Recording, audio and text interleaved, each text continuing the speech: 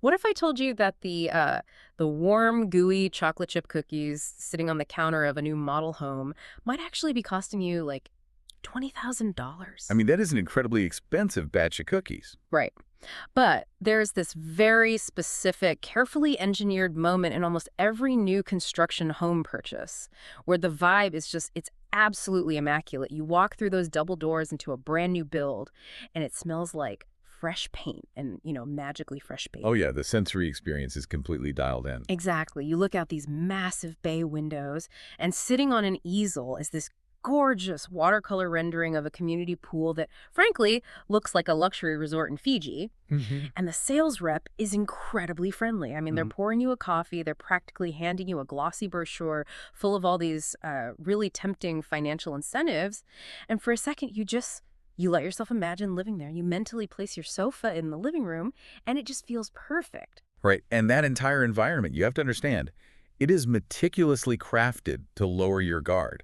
The lighting, the staging, the scents, it is all designed to elevate your emotion. Yeah, totally. Because they want you making a purchasing decision based on this, like, vision of your future life, rather than the actual mechanical details of a transaction. But then, usually right as you are ready to sign on the dotted line, the illusion just completely shatters.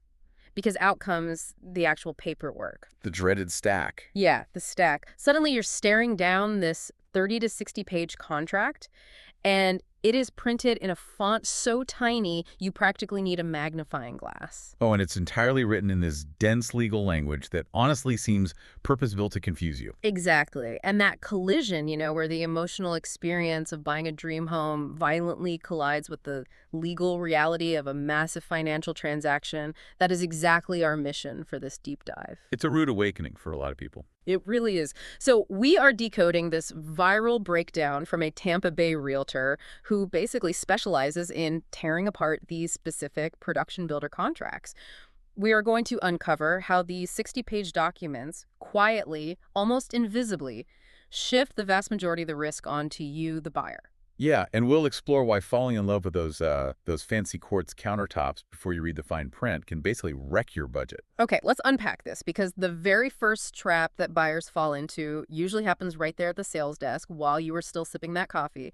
It is the trap of free money. What's fascinating here is how that free money is essentially weaponized to eliminate your choices. Wait, weaponized? How so? Wait, on paper, it looks incredible, right? Yeah. The builder says, hey, if you use our preferred lender Hmm. or our preferred in-house title company, we will give you $20,000 in closing credits or free upgrades. Right. Which, I mean, anyone in their right mind wants to save 20 grand. It looks like a massive immediate win for your bank's account. It does. But the source text points out this is actually a massive red flag because these financial incentives are almost always strictly dependent on you using their specific in-house team. Yeah, it's like a big box store giving you a 20% discount on a brand new top of the line flat screen TV, but buried in the receipt is this agreement that you can only ever hire their specific overpriced mechanic to fix it if it breaks. That analogy perfectly captures the mechanism at play. I love that. Because it is not a perk for you, it's a way to box you in. Box you in how exactly? Well, when you accept an incentive that is inextricably tied to their vendor, you heavily restrict your ability to shop around the open market for better interest rates, or lower loan origination fees. But Yeah. the much larger issue is that you are basically stripping away your own leverage in the deal. Let's break down that loss of leverage in a practical scenario because I think a lot of people just assume, a mortgage is a mortgage. You fill out the paperwork, the bank gives you the money, and you buy the house. How does using their lender actually put you at a disadvantage? Think about the timeline of a typical closing.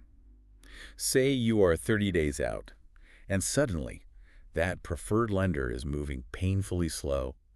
Their communication is just terrible. Right. The underwriter, the person who actually verifies your finances and approves the loan, they're demanding the same documents over and over again, Yeah. completely dragging their feet. Which is incredibly stressful. Oh, absolutely. Now, in a normal real estate transaction, you hold the power. You could threaten to walk away, or you could simply fire them and switch to a different, more competent lender. But in this scenario, you can't. Because if you switch lenders to save your sanity, you instantly lose the $20,000. Exactly. You are trapped by the incentive. Now, let's make it even more stressful. Oh, great. What if the deal gets really tight in that final week? Say the home appraisal comes in lower than the purchase price or the closing gets delayed by a few days. Okay, yeah. Because the builder and the lender are effectively on the same team, you might suddenly find yourself facing immense pressure to accept terrible last-minute loan terms. Like a higher interest rate or extra fees. Right. Simply because you are absolutely terrified of losing that initial $20,000 credit and potentially defaulting on the entire contract. Wait, but I have to push back here a little. Doesn't a massive builder need some efficiency here? Isn't it just way more convenient to use the in-house team? I mean, they know the specific subdivision, they know the builder's schedule, they do this exact transaction every single day.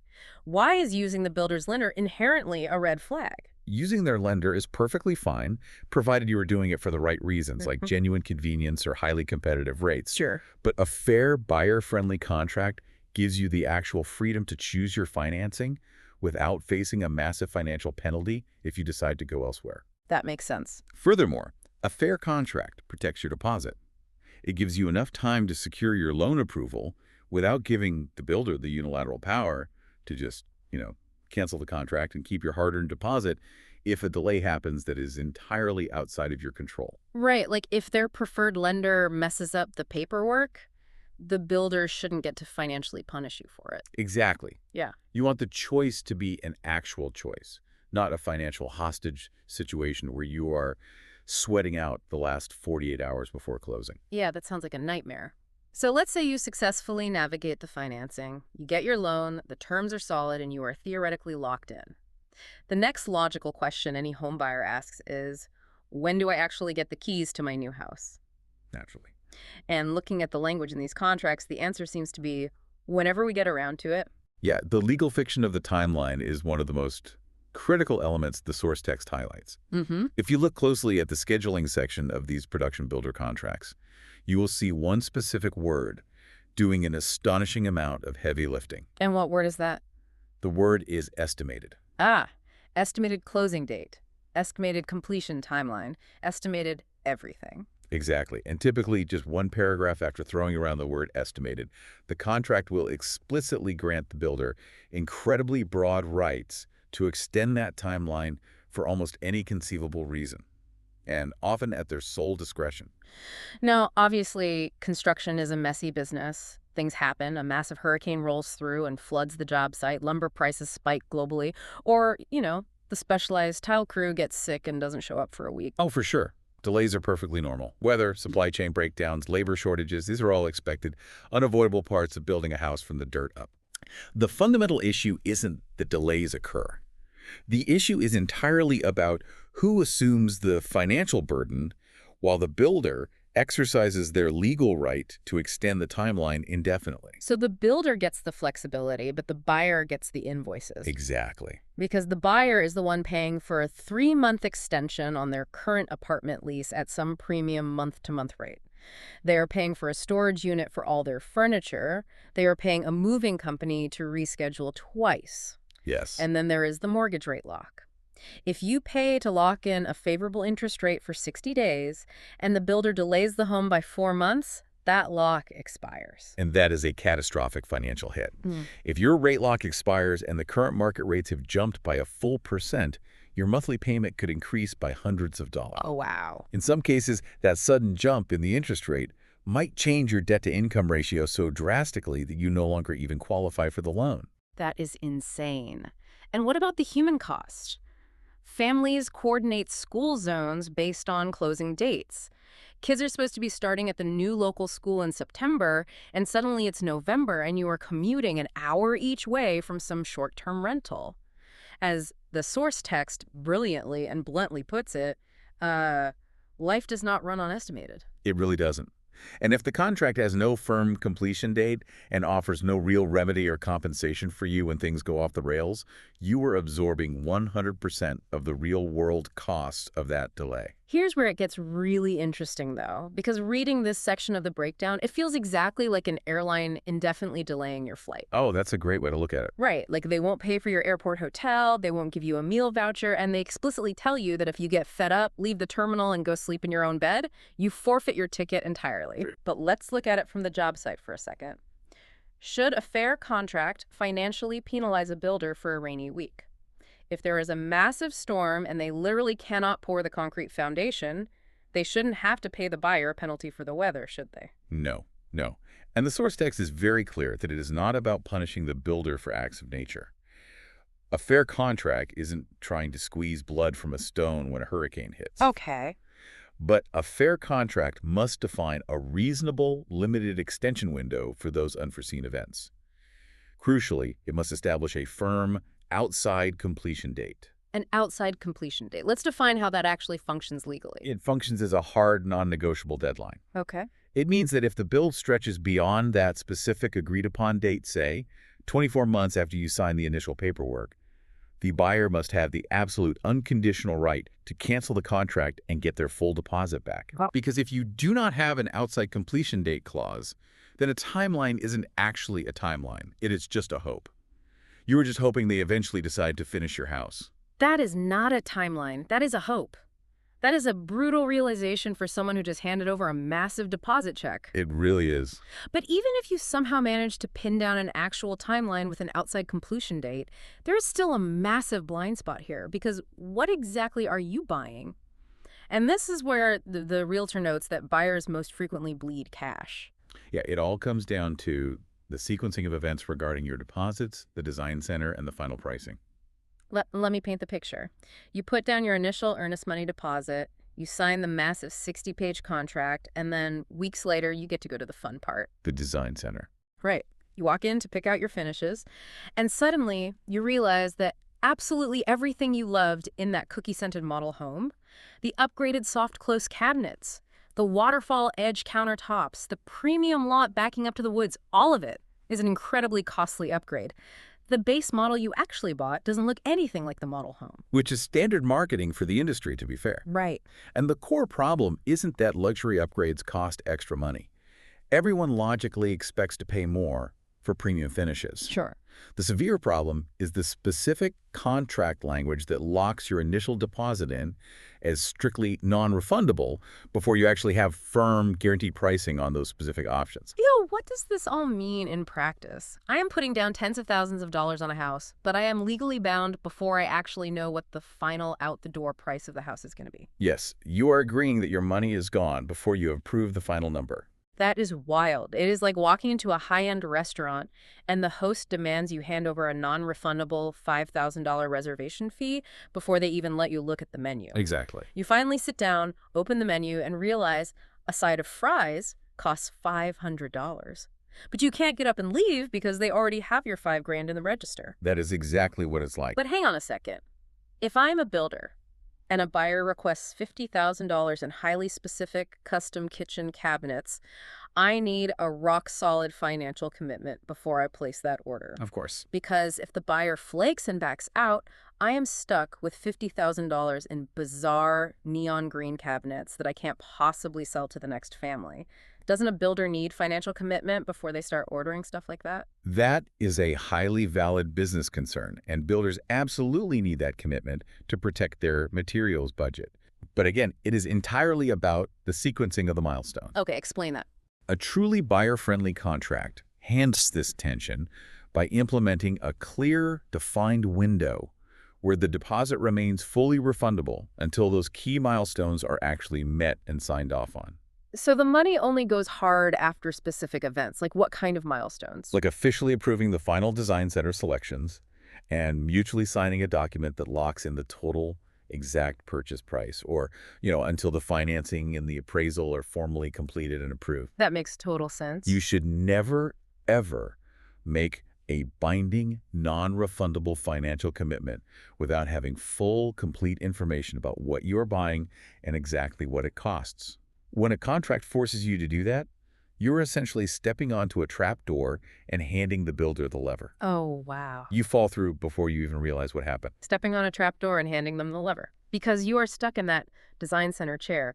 You realize that the house is going to cost $80,000 more than you originally budgeted, but your deposit is already non-refundable. So you just swallow the costs. You take on the extra debt. You stretch your monthly budget to the breakaway point because the alternative is walking away and losing your entire life savings that you put down as a down payment. And that reality brings up a truly crucial perspective shift that we need to explore here. Because hearing all of these traps, The financing handcuffs, the endlessly estimated timelines, the deposit trap doors. It is incredibly easy to assume that these massive production builders are just greedy corporations plotting in boardrooms to steal deposits from hardworking families. I mean, reading this breakdown, it does feel highly predatory. It feels like the entire system is completely rigged against the consumer. It does feel that way. Right. But if we connect this to the bigger picture, the text offers a really important corrective to that emotional response. Okay. The source explicitly states production builders are not evil, they are efficient. Efficient. Let's dig into the actual mechanics of that. What do they mean? Well, you have to look at the massive logistics of what a production builder is actually doing. They are essentially running a highly complex manufacturing plant, but they are doing it outside, entirely subject to the weather, and relying on dozens of different independent subcontractors. Right. That sounds chaotic. It is. Imagine building a 300-home subdivision. To survive the carrying costs of that land and materials, they need extreme, rigid predictability. That 30 to 60-page contract is not fundamentally an act of malice. It is a highly engineered mechanism designed to reduce the builder's operational uncertainty by systematically transferring all that uncertainty onto you. Okay, when you frame it like a manufacturing plant, it completely changes the context. If they are building 300 homes, they cannot possibly afford to manage 300 different customized contracts negotiated by 300 different real estate agents. The domino effect would be impossible. A delay on Lot 4 pushes back the concrete pour on Lot 5, which means the lumber sitting on Lot 6 rots in the rain. They need a standardized legal system that protects their bottom line when the global supply chain glitches. And this intense desire for pure, uninterrupted efficiency also explains another, slightly sneakier red flag detailed in the text. Which is? It's how these contracts often limit, discourage, or severely restrict independent third-party inspections. Right. The text mentions that some contracts don't outright ban inspections, but they make them nearly impossible to execute. Like, they limit your access to the physical property, they restrict the specific days an inspector can come, or they have this wild clause stating you can only inspect the house after you close on it and take possession, which completely defeats the entire purpose. Oh, completely. Or they dictate that you legally cannot request repairs as a condition of closing. Right. And from the builder's perspective, an independent inspector is a wrench thrown into the assembly line. Well, an inspector comes in, finds a structural flaw or, a plumbing issue before the drywall goes up, and suddenly the builder has to completely halt production. They have to bring a specialized subcontractor back out, rip out the work, fix the issue, and alter their entire tight schedule. It completely slows down the machine. But for the buyer, that independent inspection isn't an insult to the builder's quality control department. It is pure accountability. You are spending hundreds of thousands of dollars. You want to make absolutely sure the plumbing behind the wall isn't leaking before they seal it all up with drywall and paint. You need a neutral set of eyes. Exactly. And that is the fundamental tension of buying new construction. Yeah. The goal for a buyer in this situation is not to try and force this massive 60-page document to look like a standard, simple resale contract that you'd use to buy a 20-year-old house. Right, because they just won't do it. The big production builders simply will not allow that. They will refuse to sign and walk away from the deal first. The goal, as the source heavily emphasizes, is simply to find a balance of leverage within their system. Right. You want to make sure you have enough inspection rights and timeline protections written clearly into the contract so you can catch issues early, without demanding logistical impossibilities that the builder will never agree to. Which brings us to the ultimate question. We have outlined the mechanical traps. We understand the builder's desperate need for assembly line efficiency versus the buyer's need for financial leverage and protection. What is the single most important actionable takeaway right now before anyone ever walks through the doors of a model home and smells those cookies? The source provides a brilliant, simple framework for protecting yourself. First, before you let yourself mentally place your furniture in the living room, you must ask the sales rep for the full exhibit package up front. The full exhibit package. Yes. As for the incentive addendums, the design center pricing sheets, the warranty documents, the schedule language, as for all the boring, tiny font documents they usually save for the very end. Right. And then you evaluate that entire dense contract by asking yourself 4 very simple but incredibly revealing questions about control. Okay, what are they? Who controls the timeline? Who controls the money? Who controls the inspections? And who controls the exit? Timeline, money, inspections, exit. But how does an average person, someone who isn't a real estate attorney, actually find the answers to those four questions buried in 60 pages of legal jargon? You scan the document specifically looking for phrases like, at the builder's sole discretion, or the builder maintains the unilateral right. Ah, When okay. you see those phrases attached to the timeline or to the deposit funds or to the cancellation clauses, it means they hold the power. If you read the contract and you realize that the builder retains the sole discretion over all four of those categories entirely, then you need to clearly understand that you are accepting maximum risk for minimum leverage.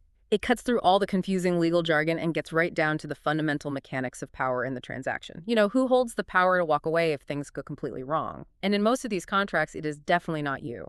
This raises an important question, and it's a thought I encourage everyone to really sit with after hearing this deep dive. Let's hear it.